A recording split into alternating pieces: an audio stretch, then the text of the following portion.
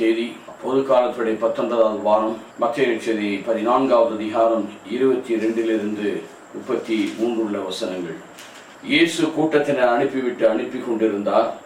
அப்பொழுது சீடர் உடனே படகேறி தமக்கு முன்பாக அக்கறைக்கு செல்லுமாறு கட்டாயப்படுத்தினார். மக்களை அனுப்பிவிட்டு அவர் தனிமையாக இறைவனிடம் வேண்டுவதற்காக ஒரு மலை மீது ஏறினார். பொழுது சாய்ந்த பிறகும் அங்கே தனித்திருந்தார். அதற்குள் படகுகள் கரையிலிருந்து நெடுந்தொலைவு சென்று விட்டது. மேலும் எதிர்காற்று அடித்தபடியால் அலைகளால் படகுகள் அலைக்கழிக்கப்பட்டன. இரவின் 4ஆம் காவல் வேளையில் இயேசு அவரை நோக்கி கடல் மீது நடந்து வந்தார். அவர் கடல் மீது நடப்பதைக் கண்டு சீடர்கள் கலங்கி ஐயோ பேய் என்ற அச்சத்தினால் அலறினர். உடனே இயேசு அவர்களை பேசினார். துணிவோடு இருங்கள், நான் தான், அஞ்சாதீர்கள் என்றார். பேதுரு அவர்களுக்கு மறுமொழியாக, ஆண்டவரே, நீர்தாம் என்றால் நானும் உம்மிடம் வர ஆணையிடும் என்றார். ஒரு வாய் என்றார். பேதுரும் படகிலிருந்து இயேசுவை நோக்கி கடல் மீது நடந்து வந்தார். பெருங்காற்று வீசுவதை கண்டு அஞ்சி மூழ்கும் போது, ஆண்டவரே, என்னை காப்பாற்றும் என்று கத்தினார். இயேசு உடனே கையை பிடித்து, நம்பிக்கை கொண்டிடு, ஏன் ஐயம் கொண்டாய் என்றார். அவர்கள் படகில் ஏறிதும் காற்று அடங்கியது. படகில் இருந்தோர் இயேசுவை பணிந்து, உண்மையாகவே இறைமகன் என்றனர். இறைமகனுக்குரிய இந்த பண்பு மிகச்சிறப்பாக 23ஆம் வசனம். மக்களை அனுப்பிவிட்டு அவர் தனிமையை இறைவனிடம் வேண்டுவதற்காக ஒரு மலை மீது ஏறினார். He climbed the mountain to pray alone. பொழுது சாய்ந்த பிறகும் அவர் தனித்து, was lonely. அமைதியான இடத்துக்கு வாருங்கள். Mark 6:33-34. Come away to the lonely place. பாலை நிலத்துக்கு வாருங்கள். நாம் ஆண்டவரிடத்தில் வர வேண்டும். நீங்கள் அறைக்குள் சென்று ஜெபிக்கும் போது தனிமையாயிருக்கும் தந்தையோடு உறவாடுங்கள். தனிமையை பார்க்கும் தேவன் உனக்கு தக்க பிரதிபலன் கொடுப்பார்.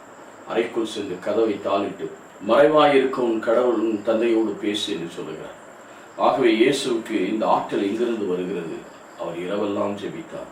மலை மீது ஏறி ஜெபித்தார், தனிமையிலே ஜெபித்தார். கெத்செமனேயில் கூட 3 பேரை கூட்டிக் கொண்டு சென்றாலும் கல்லெறி தூரத்தில் அவர்களை அமரச் செய்து, நீங்கள் இங்கிருந்து ஜெபியுங்கள், நான் தனிமையாக ஜெபிக்கிறேன் என்று சொல்லி went to the personal prayer.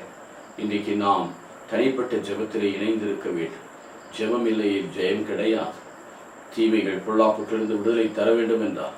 பாருங்கள், இயேசு கடல் மீது நடந்து வருகிறார்.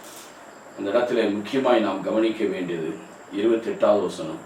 பேதுரு, ஆண்டவரே, நீர்தாம் என்றால் நானும் கடல் மீது நடக்க. இயேசு நடக்கிறார், ரைட், ஓகே, தெய்வீக தன்மை இருக்கிறது. நீர் நானும் கடல் மீது நடக்க எனக்கு ஆணை இடம், கமாண்ட்.